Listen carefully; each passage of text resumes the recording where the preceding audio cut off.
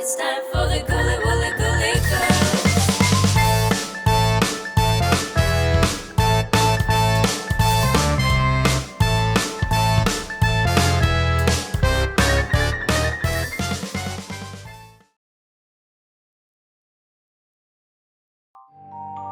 It was the first apartment building to be built in Manhattan. It became home to many famous artists, thinkers, and entertainers alike. It was used to film one of Hollywood's scariest movies and was the location of one of rock and roll's greatest tragedies. The Dakota is located on the northwest corner of Central Park and 72nd Street. It's one of the most exclusive addresses in the world, but also one of the most haunted. The Dakota was built by Edward Clark, who was a lawyer, businessman, investor, and innovator. Most notably, he was the head of Singer Sewing Machine Company. He then started investing in real estate. The concept of apartment living was still relatively new at the time and would help pave the way for what would become the norm for New York living. When he purchased the parcel where the Dakota was built, it was originally known as Clark's Folly. It was later changed to Dakota, presumably because of its distant and remote location, just as the Dakota Territory was considered to be distant and remote. Unfortunately, Edward Clark passed away on October 14, 1884, of malarial fever just 2 years before the Dakota reached its completion. The Dakota was then entrusted to his 12-year-old grandson, Edward Severin Clark. The architectural features of the Dakota featured a striking blend of French and German Renaissance, English Victorian, and Gothic revival, complete with gargoyles and steep roofs. Initially, the Dakota had 65 apartments. Each apartment had 4 to 20 rooms, with each apartment being unique from the others. No two were the same. The Dakota featured new modern conveniences such as central heating and electricity, powered by an in-house power plant, which was exceptional for the time. The success of the Dakota would inspire more luxury apartments to be built and really help shape the Upper West Side. One of the Dakota's most famous residents includes movie star Judy Holliday, known for such classics as Adam's Rib and her Academy Award-winning performance in Born Yesterday. Judy Holliday lived at the Dakota from 1953 until 1965, when her life was cut tragically short at the age of 43 when she lost her 5-year battle with cancer. Her apartment was purchased by a married couple, the Smiths. When the Smiths moved into the apartment, they hired a crew to repaint the walls and revarnish the woodwork. While making the repairs to the apartment, the workers faced many supernatural occurrences. Immediately, they had this chilling sense that they were being watched at all times. It wasn't long before they started to have first-hand encounters with the spirits that dwell there. One of the workers saw the ghost of a 10-year-old boy who was dressed in an old-fashioned Buster Brown suit, which was a very popular fashion for young boys in the early 1900s. This little boy's ghost is said to have a rancid odor that radiates from him. On another occasion, all 3 workers witnessed the apparition of what they described to be a tall man with the face of a little boy. And if that wasn't enough, one of the workers had a terrifying experience of lights going out on him and doors being slammed while he was doing some repair work. He propped his ladder against a door so it could remain open, and when he did that, he felt something grab him by the arm and pull him against the light bulb. This was the last straw for the man. He quickly fled the apartment and never went back.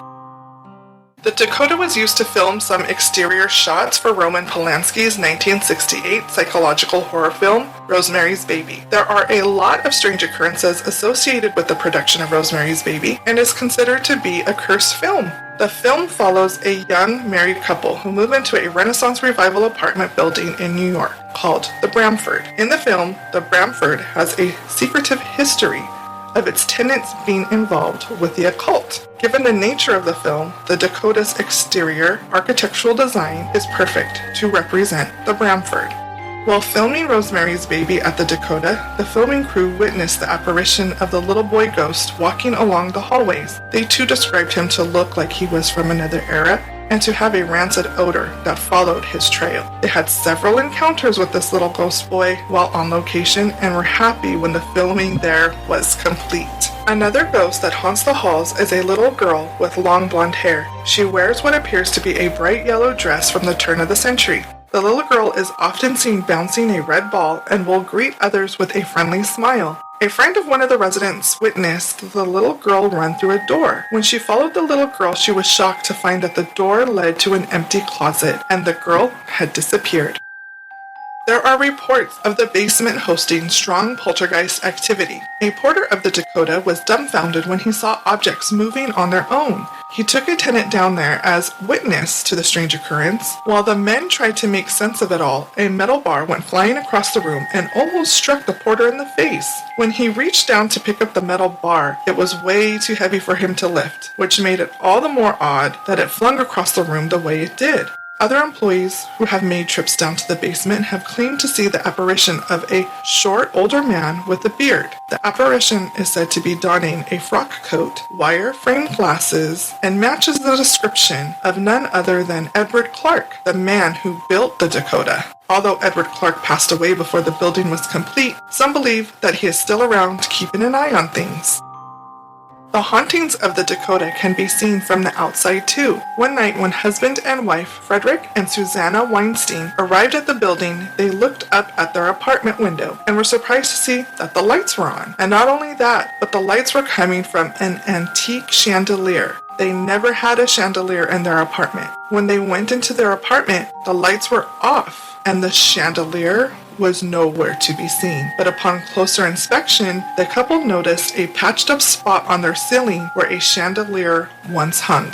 The ghost of Elise Besley, who was the property manager of the Dakota from the 1930s to the 1950s, is said to be one of the most frequently sighted spirits there. During her time managing at the Dakota, Elise suffered a great tragedy when her son was killed by a truck just outside of the building. The sudden loss of her son caused Elise to be very protective of other children who resided at the Dakota, and may even be the reason why she remains an eternal spirit there. Her cries can be heard as she walks along the halls of the building, which earned her the title the Crying Lady from the Dakota's most famous resident, John Lennon. John Lennon and wife Yoko Ono moved into the Dakota in 1973. They bought their 7th floor apartment that was formerly owned by actor Robert Ryan, who had recently lost his wife to cancer. Upon moving into their new apartment, John and Yoko, along with a psychic, conducted a seance to see if there were any spirits that dwelled there. During their seance, they made contact with Robin Ryan's deceased wife, Jessie Ryan, who informed the couple that she intended to remain in the apartment, but would be happy to share it with them. Yoko then called Ryan's daughter Lisa to tell her what her late mother said during their spiritual communication. As one could imagine, Lisa Ryan wasn't at all pleased with the news and told Yoko, "If my mother's ghost belongs anywhere, it's here with me and not with you." Although the Dakota is best known for its ghostly paranormal activity, John Lennon also experienced another strange occurrence when he witnessed a UFO from the window of their apartment. The Lennons' first years at the Dakota were off to a rocky start, as this was when John Lennon went through his lost weekend phase and was separated from Yoko for 18 months. Yoko stayed at their Dakota apartment while John lived with their personal assistant, May Payne. When John was ready to return home, he and Yoko decided to make a fresh start. They had their son Sean in October 1975, and John was happy to be out of the spotlight and just be a loyal husband and father. On the morning of December 8, 1980, as John Lennon was exiting the Dakota, he met obsessed fan Mark David Chapman, who had been waiting in front of the building all morning to meet the singer. In his possession, he had a copy of Lennon's album Double Fantasy, which Lennon autographed for him and then left for a recording session at the record plant.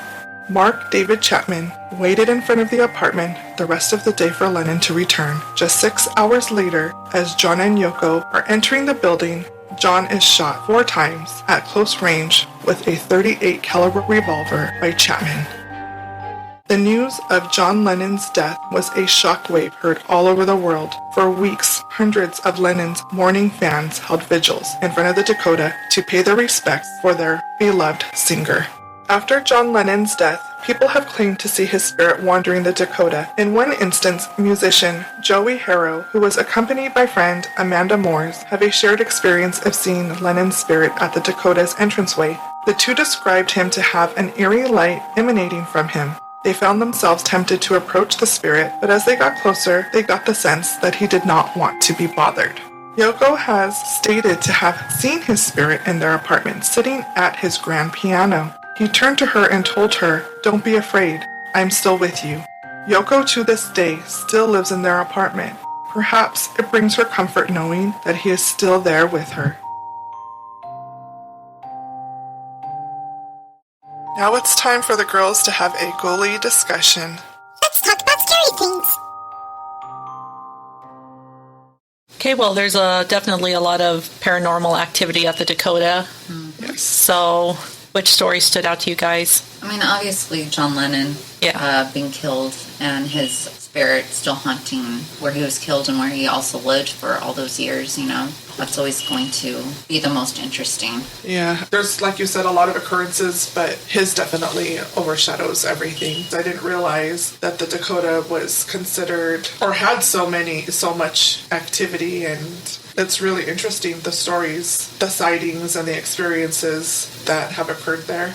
Yeah, and John Lennon and Yoko definitely had their experiences with the paranormal while living there, too. It's pretty cool that they were so open to that. Yeah, definitely. That was kind of gutsy, her calling the daughter, though, to let her know. I don't know if I'd say anything else, but that was pretty gutsy of her. But at least the mom was willing to live peacefully with them. That's a nice score for her. She got to hang out with John Lennon and Yoko Ono. Yeah, it's pretty awesome. I probably would have done the exact same thing. Yeah. And she was perfectly comfortable and happy being there. I mean, we can't choose where our loved ones decide to spend their time, so she felt comfortable there for a reason, and though her daughter felt like her place was with her, that's not where she was choosing to be. So, well, one of the places because I believe people could be in multiple places at once, as a ghost. So that was definitely one of the places she was hanging out. Yeah, I feel like they can pretty much spend time wherever they wish, and she just happened to come through to John and Yoko. Yeah, because they were willing to communicate with her. Yeah, they were open to that. Yeah. And I think the fact that they believed in the afterlife, I'm sure that helped John Lennon make his transition more peacefully. Yes. Yeah, I mean, he's still there. I believe that. Yeah. Especially because the occurrences seem to be very peaceful occurrences. Yeah. It's not like, the crying lady that seems to be like in despair. Mm-hmm. His appearances have been peaceful. So I think that just shows that his spirit is at peace. I think even those people that came across him in front of the Dakota and he seemed like he didn't want to be disturbed is because he doesn't have to worry about being approached by fans anymore. He gets his peace now. I mean, it sounds like he's still with Yoko. Yeah, I mean, that just sounds very high energy with the lights emanating from him. That sounds very angelic. Sounds very peaceful. Yeah. It sounds like he found his peace. I mean, he was a peaceful person. I mean, that's literally most of his songs were about peace. Yeah. Even when he was with the Beatles, always looking for that internal awakening. Obviously, he did something right in his life. And of course, him appearing to Yoko at the piano, telling her that he is always with her. Mm-hmm. I'm sure that gives her a lot of peace, and that was a message she needed to hear at the time. Mm-hmm. And like you said, high energy, he came through with a peaceful message for her, that he was peaceful, and gave her the message that I feel like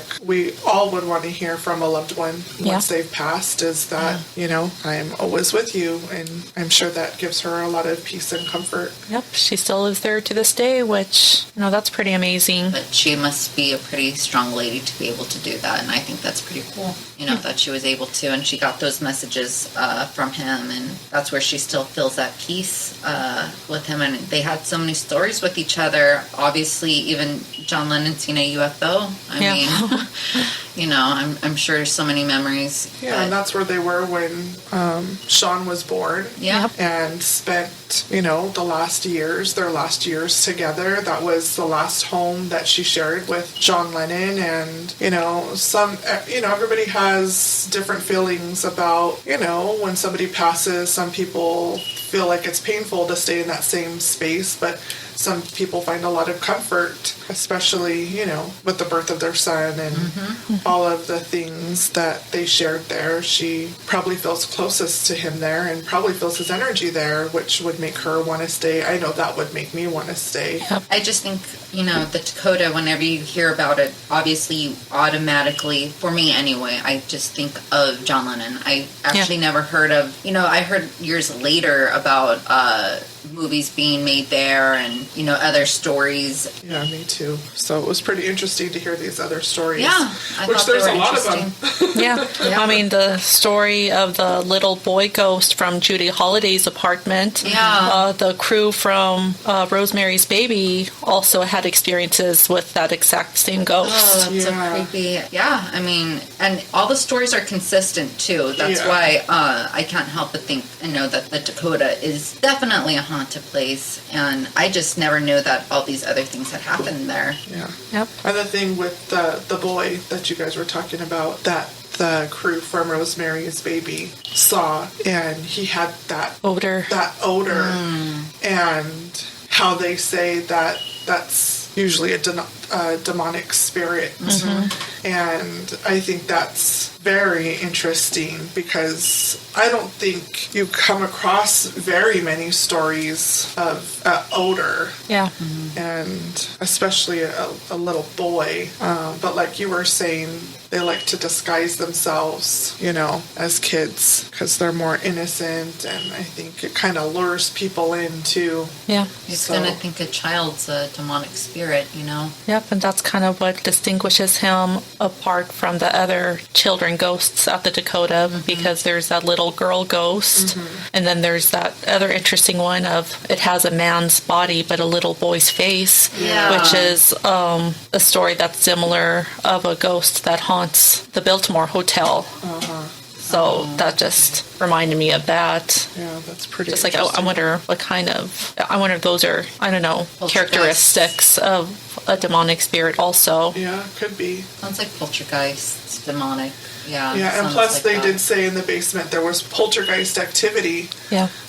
So very well could be. I mean, if there's poltergeist activity there could be, more than one demonic spirit there. Yeah, so there are probably a bunch of spirits coming in and out, and those are the most residential ones. Yeah, that's interesting. And also the fact that Edward Clark, the owner who had the Dakota built and passed away 2 years before its completion, has been known to haunt the Dakota as well, but seen more as like he's keeping an eye on things. Yeah. That's interesting. And, the feeling of being watched, that's pretty common. Yeah.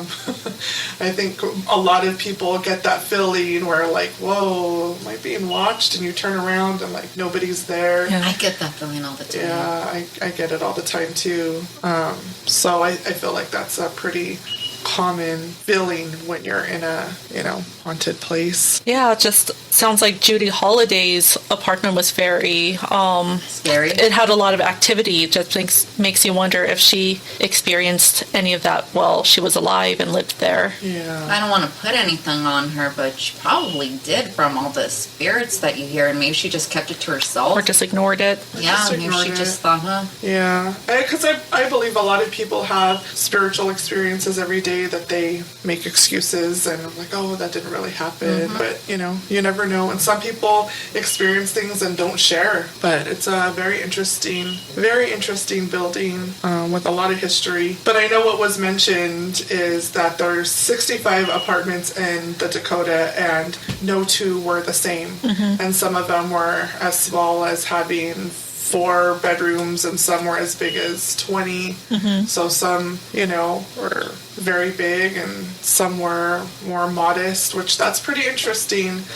Makes it very unique, I'm sure. Yeah. And I think that's interesting that, it was built so long ago and it's still a very sought after place to live. I just think it sounds like a very scary, interesting place. As a fan of John Lennon, we grew up listening to the Beatles, John Lennon. I know more or less the story of what happened. It's just very sad, but yet, it's kind of appealing to know that somebody has found their peace at the place they always had peace. And he had his own experiences there too, so I'm always going to be a John Lennon fan, so it's led me to find out other things at this place too.